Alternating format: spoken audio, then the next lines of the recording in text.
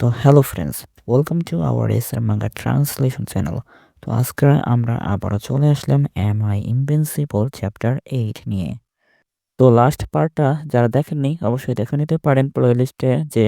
তো এই পার্টে আমরা দেখতেছি যে চ্যান এখানে অবাক হয়ে আছে, কারণ যেই তরকারিগুলো দিয়ে গেছিল আগে, তো সেইগুলো খাওয়া শেষ হয়ে গেছে প্রায়।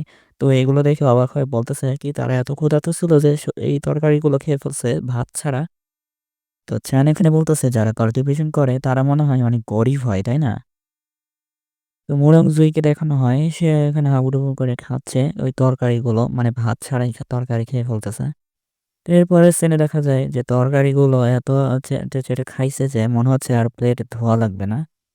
তো এরপরে সিনে ভাত দিছিল, সেই ভাতটাও এখানে দেখা যায় শেষ হয়ে গেছে, অনেক বেশি করে রানছিল তারপরেও। তো জুই আর ইওন হাই বলতেছে যে আমাদের এত ভালো খাবার দেওয়ার জন্য অনেক ধন্যবাদ সিনিয়র। তো এলডার আর মুরং এখানে দাদার পেট ফুলে খাইছে, এমন খাওয়া খাইছে যে পেট ফুলে গেছে। তো চ্যান দেখতেছে যে প্লেটগুলো দেখে মনে হচ্ছে এগুলো আগে থেকেই পরিষ্কার আছে।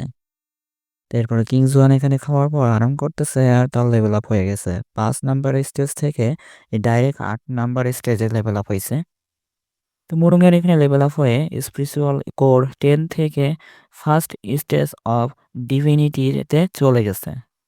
তো জুই এখানে লেভেল আপ হয়ে ফিফথ স্টেজ কি গ্যাদারিং থেকে ইনফ্যান্ট কোরে চলে গেছে।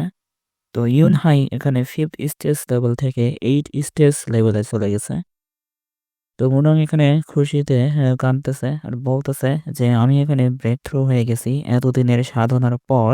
তো আমি সিনিয়রকে ধন্যবাদ জানাতে চাই, কারণ সিনিয়র ছাড়া আমি এটা ব্রেক থ্রু করতে পারতাম না। তো এরপর সাথে সাথে মুরং এখানে চ্যানের সামনে এসে হাঁটু গেড়ে বসছে আর বসার পর বলতেছে যে সিনিয়র আমি এই সাহায্যটা কখনো ভুলবো না, এমনকি আমার পরের জীবনেও আমি এই সাহায্যটা ভুলবো না। তো চ্যান তো দেখে ঘাবড়ে গেছে, তাড়াতাড়ি করে বলতেছে ওই ম্যান, এখন আবার কি হলো? তো চ্যানও এখন ভাবতেছে যে কি রে, যেই আসে না কেন সেই আমার মাথা নিচে করে বসে পড়ে আমার সামনে ভিক্ষা চায়। তারপর চ্যান এখানে বলতেছে আমি এমন কিছু করিনি যার জন্য তোমাকে কৃতজ্ঞতা জানাতে হবে। তো চ্যানের সামনে মুরং এক্সাইটেড হয়ে বলতেছে ঠিক আছে, তাহলে আমি পরে একসময় ফিউচারে যদি আবার সুযোগ পাই, তো আমরা কি একসাথে খেতে পারবো আবার? তো এইসব শুনে চ্যানের মাথা অনেক খারাপ হয়ে যায়। তারপরে সিনে হ্যাঁ চ্যান রাগ করে তাদেরকে বাইরে ফালাই দেয় লাথি মেরে আর বলতেছে যাও তোমরা কাল্টিভেশন করো গা। এরপর ইউনা এখানে তার ফাদারকে বলতেছে যে ফাদার তোমার কি লজ্জা করে না তার সামনে এরকম কথা বলতে? মুরুমি এখানে তার ছেলেকে অনেক জোরে একটা থাপ্পড় মারে, তারপর বলতেছে যে তুমিও তো অনেক খারাপ ভাবে কথা বলতেছো। এরপর মুরুমি একটু শরম পেয়ে বলতেছে যে আমি ওই সময় নিজেকে কন্ট্রোল করতে পারিনি, আমি খুব উত্তেজিত হয়ে পড়েছিলাম। তো ঘটনাক্রমে সেই সময় সিনিয়র কিছু একটা বলতে চাচ্ছিল। এরপর মুরুং বলতেছে সিনিয়রের কাছে তো অনেক বেশি ম্যাজিক্যাল পাওয়ার আছে, তারপরেও সে এরকম ছোট্ট একটা জিনিস নিয়ে রাগ হলো কেন? এরপর জ্যান বলতেছে আমি এক টুকরো ভাতও খেতে পারিনি আর তারা সবই শেষ করে ফেলেছে, তারা কতটা নির্লজ্জ। এরপর মুরুং বলতেছে যে অ্যানসেস্টর আমাদেরকে কাল্টিভেশন করতে বলেছিলেন, তো এটি আমাকে মনে করিয়ে দেয় যে উম, হঠাৎ করে পাওয়া শক্তিটা এই, কোনো কাজে আসে না, তো সেই জন্য আমাকে ওই শক্তিটাকে কন্ট্রোল করতে হবে। এরপর ইউনহাই এখানে বলতেছে মনে আছে আমার বাবা এখানে অ্যানসেস্টরের কাছে অনেক ঋণী হয়ে আছে। তো এইসব কথা বলে এখানে মুরংয়ের মাথা অনেক খারাপ হয়ে যায়। তো জুই তো এখানে অনেক খুশি হয়ে যায় কারণ তার লেভেল আপ হয়ে গেছে আর সেই জন্য তার গ্র্যান্ডপাকে বলতেছে। আর তার গ্র্যান্ডপা এখানে ভাবতেছে যে আমাকে আমার নাতনির কাছ থেকে সেই সিনিয়র সম্পর্কে জানা দরকার। তো এখানে মুরং তো এখানে ভাবনায় পড়ে আছে যে কার কাছে জিজ্ঞেস করব। এরপর কিংজনের দিকে তাকায় মুরং তারপর বলতেছে যে তুমি বলো এই নতুন অ্যানসেস্টরের সম্পর্কে।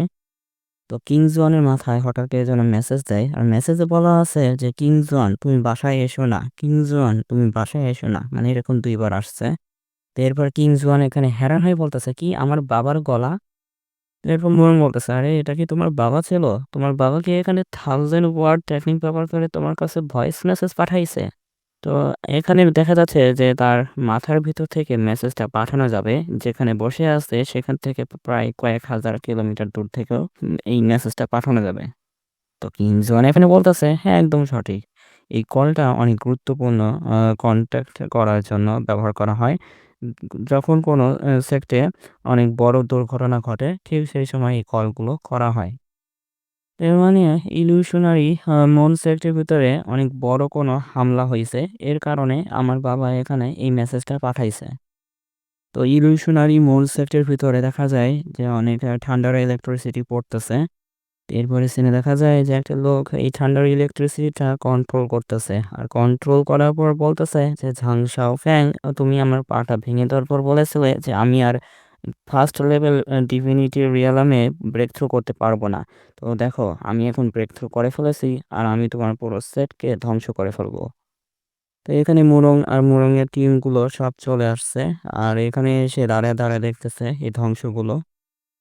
তো এই লোকটাই হচ্ছে কিং জোয়ানের বাবা আর মন সেক্টের একটা অ্যানসেস্টর। আর বলতেছে, তুমি এখানে এই পুরো জায়গাটা ধ্বংস করে দিয়েছো, গ্রামের লোকেদের মেরে ফেলেছো, তো আমি তোমাকে শাস্তি দেবো। তো এরপর এই লোকটার অবস্থা মনে হয় অনেক খারাপ হয়ে গেছে আর সেই জন্য বলতেছে, আমি এই সময় তোমাকে কিছুই করতে পারবো না। তো পরের বার আমি ঠিকই তোমাকে মেরে শেষ করে দেবো। তো এরপর এই লোকটা বলতেছে কি, তুমি মরে যাওয়া থেকে ভয় পাও না? তো এরপরে ওই মনস্টার সেক্টর লিডার বলতেছে, তা নড়লে পরে আবার ক্ষতি কিসের? গড যেহেতু আমাদের আশীর্বাদ করেছে, আমাদের মনস্টারের ভিতরে আমার ছেলে নেই, তো ছেলেটা ফেরত চলে আসলে আমার প্রতিশোধটা নিয়ে নেবে। তো এরপরে কিং জুয়ানে চলে আসছে আর আইসে বলতেছে, বাবা আমি চলে এসেছি। তো এটা শুনে তার বাবা তো শক হয়ে গেছে, একটু আগে বলতেছিল যে আমার ছেলে এখানে নেই আর এসে আমার প্রতিশোধ নেবে। এরপর কিংজনের বাবা রাগ করে বলতেছে যে, রাতের খাবারের সময় হয়েছে নাকি যে এখন চলে আসলে? আমি না তোমাকে বলেছিলাম যে তুমি এখানে ফিরে আসবে না? এরপর কিংজন বলতেছে, আমার গ্রুপে আমি প্রধান, তো এত বড় ঘটনার পরে ফিরে না আসা আমার পক্ষে অযৌক্তিক হবে, তাই না? তো পিছন থেকে একজন বলতেছে যে, কি তুমি শুধুমাত্র ফার্স্ট স্টেজে ডিভিনিটি রিয়ালমে আছো? তো এটা মনে হয় কিংজন যার লেভেল আপ হয়েছিল ডিভিনিটি রিয়ালমে।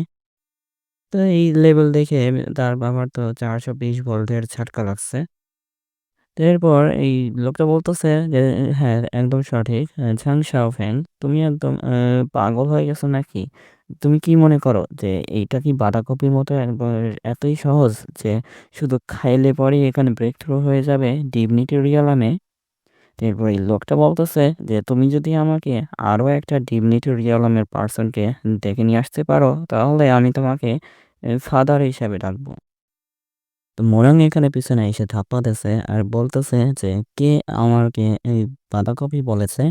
তো মোরাংয়ে তো আগে থেকে লেভেল আপ হয়ে এখানে ফার্স্ট স্টেজ ডিভিনিটি রিয়ালামে চলে গেছিল। তো পিছনে তাকিয়ে বলতেছে যে, কে তুমি?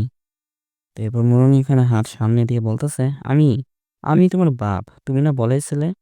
তো এটা বলে এখানে তার হাত দিয়ে ফায়ার অ্যাবিলিটি বের করে তার মুখটা জ্বালিয়ে দিচ্ছে আর বলতেছে, তুমি না বলেছিলে যে তুমি আমাকে বাবা বলবে আর তুমি আমাকে অসম্মান করতেছো, তো এটাই হচ্ছে তোমার শাস্তি। তো আগুনের পাওয়ার ব্যবহার করে অনেক বেশি প্রেসার রিলিজ করতেছে। তো এটার চাপ সহ্য করতে পারতেছে না, কারণ নুরুংয়ের পাওয়ারটা একটু বেশি ছিল। এরপর কিং জনের বাবা জিজ্ঞেস করতেছে, হ্যাঁ এটা আবার কি? তো কিং জন এখানে বোঝাচ্ছে। এরপর কিংজন বলতেছে, হ্যাঁ, এটা হচ্ছে আঙ্কেল মুরং। তার লেভেলও একদম সেম রিয়ালামেই আছে, ডিভিনিটি রিয়ালামে। তো এখানে তার পাওয়ার দেখা যাচ্ছে একদম ফায়ার অ্যাবিলিটি দিয়ে। তো hello friends, welcome to our SM translation channel. তো আজকে আমরা আবার চলেছিলাম এম আই ইনভিনসিবল চ্যাপ্টার 9, ওকে? তো মুরং এখানে এসে বলতেছে, এখন সবকিছু ঠিক হয়ে গেছে, এখন সবাই খুশি, তাই না? তো এটা বলে সামনে যাচ্ছে আর বলতেছে, এত হতবাক হয়ে দাঁড়িয়ে আছো কেন? আমি সময় মতো না আসলে তো তোমরা শেষ হয়ে যেতে। তো এরপরে ইলিউশন সেক্টর অ্যানসেস্টর বলতেছে যে, তুমি না মাউন্টেন সেক্টর অ্যানসেস্টর, তোমার পাওয়ার হঠাৎ করে বাড়লো কিভাবে? তো এটা শুনে মুরং বলতেছে, এটা অনেক বড় গল্প। এরপর মুরং বলতেছে যে, আমার ছেলেরা তো আমাকে বাজি ধরে অনেক খারাপভাবে হারিয়ে ফেলেছিল। প্রথমে আমিও বিশ্বাস করিনি যে সিনিয়র এত শক্তিশালী হবে। তো দেখি এর সাথে বাজি ধরা যায় কিনা। তো এটা বলে বলতেছে যে, হ্যাঁ, আমাদের মর্টাল শহরের ভিতরে একটা ইমর্টাল এসে বসবাস করতেছে, তাও আবার আমাদের সেক্টর ভিতরে। তো মুরং বলতেছে, আমরা সিনিয়রের সাথে দেখা করি। দেখা করার পর সিনিয়র আমাদেরকে কিছু খাবার দেয়। খাবার খাওয়ার পরে আমার এখানে ব্রেক থ্রো হয়ে যায় বোটলনেকে। তো মনসেপ্টের অ্যানসেস্টর তো অনেক এক্সাইটেড হয়ে বলতেছে, তাই নাকি? তো আমাকেও এখানে সেই সিনিয়রের সাথে দেখা করাও। এরপর মরুন বলতেছে কি, তুমি এত সহজে বিশ্বাস করে ফেলেছো আমি যা বলেছি। তুমি কি এটা জানতে চাও না যে এটা সত্যি কিনা? আমি মিথ্যা তো বলতে পারি। তো মুন সেক্টর অ্যানসেস্টর বলতেছে, ইম্পসিবল। আমার ফালতু ছেলের পাওয়ারটা এত সহজে বেড়ে গেল। আর আমার এত বছরের বন্ধুত্ব ছিল তোমার সাথে। তো আমি কিভাবে এটা উম মিথ্যা কথা মেনে নেব? কিংজমানের মন থেকে খারাপ লাগছে আর বলতেছে যে কি, আমি একটা খারাপ ছেলে। এটা তো মরুন এখানে বলতেছে, আমি আশা করিনি যে তুমি এটা বলবে। হ্যাঁ, এটা সত্য যে সিনিয়র এখানে আমাদের পৃথিবীতে চলে এসেছে তার মনকে কাল্টিভেট করার জন্য, মানে মাইন্ডকে কাল্টিভেট করার জন্য। আর সে নিজেকে মর্টাল হিসেবে কল্পনা করে আর বলতেছে, আমরা একটু আগে অ্যানসেস্টরের বাড়ি থেকে বের হইছি। তো আবার যদি সেই বাড়িতে যাই তো এটা অনেক খারাপ হবে। তো বাড়িতে যেতে পারবে না বলে মুন সেক্টরের অ্যানসেস্টর অনেক মন খারাপ করে ফেলছে। এরপর মুন সেক্টরের অ্যানসেস্টর চিল্লায় বলতেছে, তুমি কি মিথ্যা কথা বলতেছ? তো এটা শুনে মুরং বলতেছে যে আমাদের এত বছরের বন্ধুত্ব কোথায় চলে গেল এখন? তো হঠাৎ কি যেন হয়, এলাকাটা কেঁপে উঠতেছে। তো এরপর কিংজন বলতেছে, এটা কিসের সাউন্ড? এটা কি কোনো আর্থকুইক? তো এটা শুনে মুন সেক্টরের অ্যানসেস্টর বলতেছে, না এটা কোনো আর্থকুইক না, এটা শক্তিশালী একটা স্পিরিচুয়াল প্রেশার যা এদিকে আসতেছে। এরপর নুরুন এখন বলতেছে, এই ডাইরেকশনটা দেখে মনে হচ্ছে এটা সিনিয়রের ঘর থেকে আসতেছে।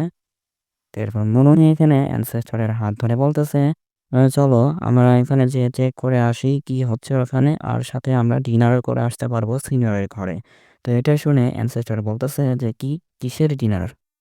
এরপরে সিনে কিং জনকে রেখেই এখানে মুরং আর অ্যানসেস্টর দুইজনেই চলে গেছে। এরপর কিং জন বলতেছে, তোমরা আমাকে ফেলে চলে গেছো, আরে আমাকেও তো নিয়ে যাও। তো এরপরে সিনে চ্যান পিঙ্গন ইয়ার্ড দেখানো হয়। তো ফনিক্স বলতেছে, আমি এখানে কোনো সমস্যা খুঁজে পেয়েছি।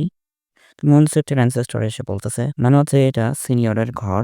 তো এটা শুনে মুরং বলতেছে, হ্যাঁ, দেখে মনে হচ্ছে এই দরজাটা বন্ধ আছে, তো সিনিয়র মনে হয় বাইরে চলে গেছে। তো সিনিয়র এখানে ঘরে নেই বলে মুরং এর মন খারাপ হয়ে বলতেছে যে সিনিয়র যেহেতু ঘরে নেই তো আমি আর ডিনার করতে পারবো না সিনিয়রের ঘরে। এটা শুনে মনসেক্টর অ্যানসেস্টর রাগ করে বলতেছে, এত ডিনার ডিনার করো কেন? সিনিয়রের ঘরে এমন কি আছে যে তোমার এত মজা লাগতেছে ডিনারে? তো এইসব কথাবার্তা শেষ হওয়ার পর উপরের দিকে তাকাচ্ছে। তো এই ব্ল্যাক হোলটা হচ্ছে একটা সিক্রেট কেভ। এই সিক্রেট কেভের কারণেই হয়তো এই ভূমিকম্পটা হয়েছিল, তাকে বলতেছে। তো এই কেভের ভিতরে নাকি একটা রাজ্য আছে। অনেক বড় একটা কেভের ভিতরে এই রাজ্যটা রাখা আছে। এই রাজ্যটা যদি এই মাটিতে নেমে আসে তাহলে নিচের শহরগুলিও এখানে ধ্বংস হয়ে যাবে। তো এটা শুনে মোরং বলতেছে যে এই কাজটা তাহলে কি অ্যানসেস্টরের হতে পারে? তো এরপর মোরং বলতেছে, ইম্পসিবল। সিনিয়র তো তার মাইন্ডকে ঠান্ডা করা আর কাল্টিভেট করতেছে। তো এটা তো হতেই পারে না যে এত শক্তিশালী শক্তি ব্যবহার করে এই শহরটাকে ধ্বংস করবে। এরপর মনু বলতেছে, চলো এখান থেকে যাই, এখানে দাঁড়িয়ে থেকে লাভ নেই। এখানে যতগুলো মানুষ আছে আগে তাদেরকে বাঁচাতে হবে যাতে এই শহরটা নিরাপদে থাকে, না হলে অনেক খারাপ কিছু হতে পারে। তো এটা শুনে নয়ন সেক্টর অ্যানসেস্টর বলতেছে, ঠিক আছে চলো যাই। এরপর এখানে দেখা যায় চ্যানের ঘরে থেকে গোল্ডেন লাইট বের হচ্ছে। তো এই গোল্ডেন লাইটের পাওয়ারটা অনুভব করার পর এখানে পিছনে তাকিয়ে দেখতেছে মুরুনার অ্যানসেস্টর। এরপরে এখানে দেখা যায় ওই ঘর থেকে একটা ড্রাগন বের হচ্ছে, গোল্ডেন কালারের একটা ড্রাগন। সেই ড্রাগনটা বের হয়ে এখানে ওই কালো ব্ল্যাক হোলটাকে আটকাতে যাচ্ছে। তো ড্রাগন এখানে ওই ব্ল্যাক হোলটাকে হয় ধ্বংস করতে যাচ্ছে, অন্য এটা থামাইতে যাচ্ছে। তো ওই ব্ল্যাক হোলটাকে চারপাশ দিয়ে ঘিরে ধরছে ওই ড্রাগনের ন্যাজ দিয়ে। তো অ্যানসেস্টর হ্যারান হয়ে বলতেছে, এটা কি ড্রাগন তাই না? তো এখানে নোম বলতেছে, হ্যাঁ এটা একটা ড্রাগন, আর এই ড্রাগনের ভিতরে একটা ফনিক্সও আছে। তো অ্যানসেস্টর হ্যারান হয়ে বলতেছে, ফনিক্স? ফনিক্স কি এখানে সেই ড্রাগনটাকে কমান্ড করতেছে? আর ফনিক্স আর ড্রাগন কি একসাথে থাকে, সেই বিস্টদের রাজা? তো এইসব তো ইমর্টাল এম্পায়ারের কাছেই থাকে তাই না? তো অন্য একটা জায়গায় এখানে টেলিপোর্টেশন গেট ওপেন হয়, সেই গেট থেকে কিছু একটা বের হলো। এই গেট থেকে একটা ম্যাজিক্যাল তরোয়াল বের হইছে। এরপরে তরোয়ালটা এখানে বলতেছে যে ফাইনালি আমি মর্টাল টাউনে চলে এসেছি। এটার বলার পর বলতেছে যে ব্লাড মুন এই সেটটা অ্যাকচুয়ালি চায় যে আমি তার কাছে ক্ষমা চাই। তারপরে তরোয়ালটা বলতেছে, যাই হোক না কেন আমার পুরো বডিটা এখন একটু ভেঙে চড়ে গেছে এই টেলিপোর্টেশন ফরমেশনের কারণে। তো আমার স্পিরিচুয়াল বডিটা এখনো ঠিকঠাকই আছে। তো আমি আমার পাওয়ারটা আবারও ফেরত পেতে পারি ১০০ বছর পর। এরপরে এখানে একজন লোক এসে বলতেছে, এই তরোয়ালটা এখানে কেন? এরপর মর্টাল যদি কোনো সময় আমার বডিটাকে টাচ করে তাহলে সে তখনই মারা যাবে। আর নিজেকে দোষ দেবে যে আমার লাক এত খারাপ কেন? এই সবাই ভাবতেছে তরল। তো এরপরে সিনে কে যেন এই তরলটা ধরছে, ধরার পর বলতেছে, "হ্যাঁ, এটা দেখতে অনেক ভালো।" তো কিন্তু তার শরীরে কোনো কিছুই হয়নি এখনো। তো এটা আর কেউ না, এটা হচ্ছে চ্যান। এই চ্যান এই তরলটা নিয়ে নাড়তেছে আর বলতেছে, "এটা অনেক ভালো দেখতে।" আর তরলটা মনে, মনে ভাবতেছে কি তার কোনো কিছুই হলো না। তো এই ব্যক্তিটা এত অদ্ভুত কেন? তাই এসব ভাবতেছে তরলটা। তো চ্যান একটু creepy smell তো বলতেছে, "হ্যাঁ, এটা দেখতে অনেক ভালো। তো আমি এটাকে বাড়িতে নিয়ে যাবো।" তো এই তরলটাও এখানে এই চ্যানের বডির আশেপাশে যেই শক্তিশালী অরা দেখতে পারতেছে। এটা দেখে অনেক ভয় পেয়ে বলতেছে, "এটা কি ধরনের মানুষ?" আবারও চলে আসলাম "Am I Invincible" চ্যাপ্টার 10। তরোয়ালটা ঘাবড়ে গিয়ে বলতেছে যে তার শরীরের চারপাশে কি রয়েছে, কিন্তু আমি বুঝতে পারতেছি না যে এটা মর্টাল ওয়ার্ল্ড নাকি। এত শক্তিশালী মানুষ এই মর্টাল ওয়ার্ল্ডে কি করতেছে আর আমি কোথায় চলে আসলাম।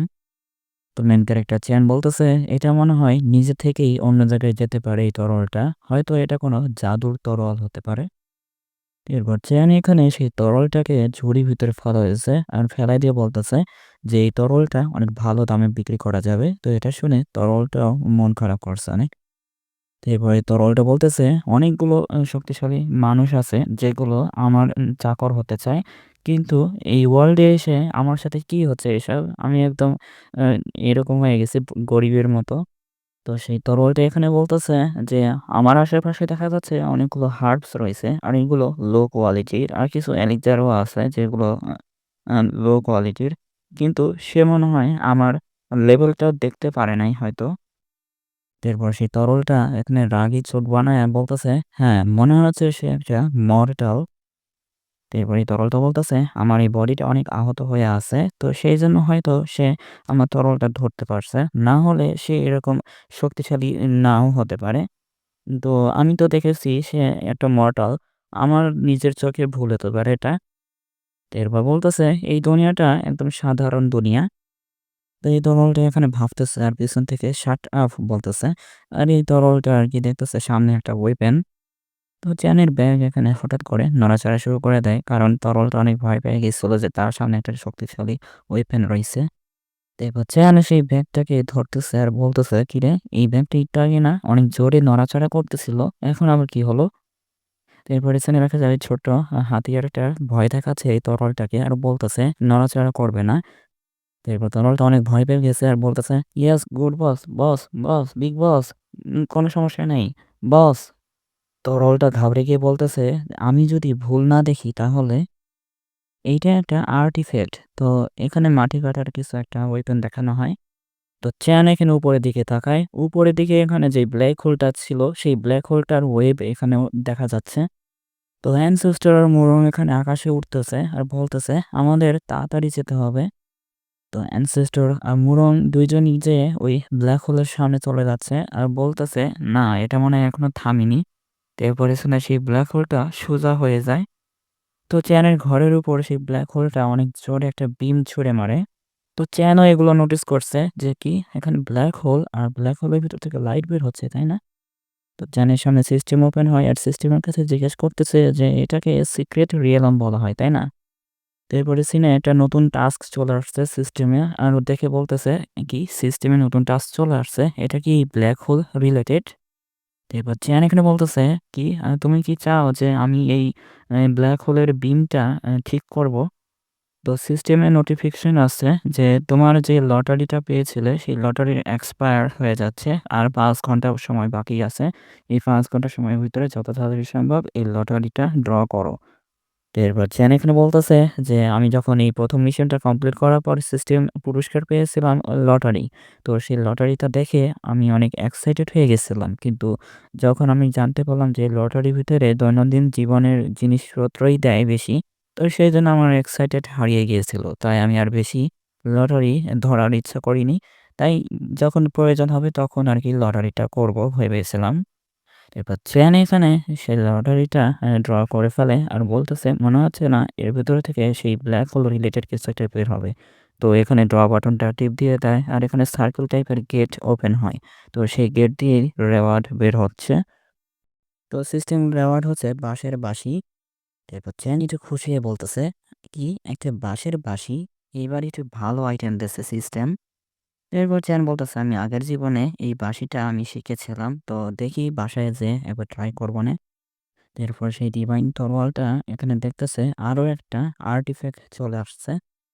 এরপর সেই তরোয়ালটা বলতেছে এর ভেতর থেকে যে পাওয়ারটা বের হচ্ছে এটাও অনেক বেশি মনে হচ্ছে। এরপর সেই তরোয়ালটা বলতেছে, "এটা কখনো সম্ভব হবে না। এটা কখনোই সম্ভব না।" এরপর বলতেছে, "আমার চোখে ভুল দেখছি হয়তো।" এরপর চেয়ান এখানে বলতেছে যে, "আমি অনেক ক্লান্ত হয়ে গেছি। এখন আমি আমার বডিটা ওয়াশ করে আসি।" এরপর সেই তরোয়ালটা বলতেছে, "এগুলো কি হচ্ছে এখানে? আর এইগুলো কি?" তো তরোয়ালটা দেখতেছে যে এই পুরো বাড়িটাই এখানে আর্টিফ্যাক্ট দিয়ে ভরে আছে। এরপর সেই তরোয়ালটা বলতেছে যে, "আমি ইমমর্টাল ওয়ার্ল্ডে ১০০ বছর ধরে ছিলাম। তারপরও এরকম কোনো সিন দেখি নাই।" এরপর সেই তরোয়ালটা গোলাপি রঙের গাছের দিকে দেখে বলতেছে, "এই গাছটা তো ইমমর্টাল এম্পায়ারের কাছে ছিল। এটা আবার এইখানে কি করতেছে?" এরপর বলতেছে যে, "এখানে যেই মাছ আছে আর যেই মুরগি বা ফনিক্স আছে, সেইগুলো এখানে একটা আসল ড্রাগন থেকে প্রায় ১০০ গুণ বেশি পাওয়ারফুল।" তো এই মুরগিগুলো দেখেও অনেক অবাক হয়ে গেছে। কারণ এই মুরগিগুলোর ভিতর থেকেও ফনিক্সের পাওয়ার বের হচ্ছে। তো এখানে বাঁশের বাঁশিটা বলতেছে যে, "মাস্টার এরকম ময়লা আবর্জনা একটা তরলকে উপরে উঠালো কেন?" তো এখানে এই পিকাক্স বলতেছে, "হ্যাঁ, একদম ঠিক। মাস্টার যদি এটাকে খুঁজে না বের করতো, তো আমি এটাকে এখনই ধ্বংস করে ফেলতাম।" তো এইসব টুলের চোখে আরকি এই তরোয়ালটা একটা পিঁপড়ার মতো। তো এরপর সেই চা বানানোর চুলাটাও বলতেছে, "হ্যাঁ, যদি সে মাস্টারের অপমান করে, তো আমি এক্ষুনি যেয়ে তাকে মেরে ফেলতেছি।" তো এরপর সেই তরোয়ালগুলো বলতেছে, "বড়, বড় এল্ডার অনেক জ্ঞানী। তো এই বোকা মানুষটা কিছুই বোঝে না। তো প্লিজ একটু বুঝিয়ে দাও।" তো বড় এল্ডার প্লিজ রাগ করবে না। তরোয়ালও বলতেছে যে, "আমি কোথায় এসে ফেঁসে গেলাম?" তো এই এপিসোডটা এখানেই শেষ হয়ে যায়। তো আজকের জন্য এই পর্যন্তই। তো দেখা হচ্ছে পরের ভিডিওতে। ভিডিও ভালো লাগলে অবশ্যই লাইক করে দেবেন। আর যারা এখন পর্যন্ত সাবস্ক্রাইব করেননি অবশ্যই চ্যানেলটিকে সাবস্ক্রাইব করে ফেলবেন। তো থ্যাংক ইউ বন্ধুরা। তো ভিডিওটা এই পর্যন্ত দেখার জন্য। তো ভিডিওটা ভালো লাগলে অবশ্যই লাইক করে দিবেন। আর চ্যানেলটিকে সাবস্ক্রাইব করে যাবেন। চ্যানেলটিকে সাবস্ক্রাইব না করলেও অবশ্যই ভিডিওতে লাইক দিয়ে দেবেন। যাতে আমাদের ভিডিওটা আরো বেশি, বেশি মানুষের কাছে চলে যেতে পারে। তো আমাদের ৫০০ সাবস্ক্রাইব হয়ে গেছে। তো আমাদের আরো ৫০০ সাবস্ক্রাইব হলে পরে ১,০০০ হয়ে যাবে। তো প্লিজ সাপোর্ট করেন। তো আমি পডকাস্ট এআই ব্যবহার করতেছি, যেটার মাধ্যমে আমার ভয়েসটা একটু ক্লিয়ার হয়। তো আপনারা বুঝতে পারেন কিনা এটা একটু কমেন্টে জানিয়ে দিবেন।